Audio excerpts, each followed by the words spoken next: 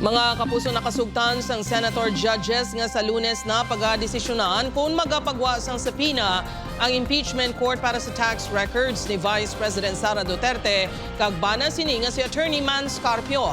Ini ang ginanunsyo ni Presiding Officer Senator Cheese Escudero matapos ang isa ka oras nga caucus ng senator judges sa ika-6 nga adlaw sa impeachment trial kahapon. Antes sina nagdebate ang prosekusyon kag depensa. Punto ni House Prosecutor Representative Chel Diokno, may gahom ang impeachment court para isapina ang mga tax kag bank records ng Vice Presidente. Para naman kay Attorney Michael Powas ang defense team, magalapas ini sa kinamatarong sa Vice Presidente sa due process kung magpasugot ang korte sa hingyo sa prosekusyon.